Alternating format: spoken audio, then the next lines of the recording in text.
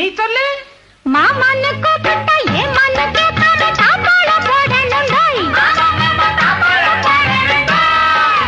மானன்னு தேனின்னு மல்லிகை பூ வச்சு மாரோட சேர்க்கணுண்டாய்.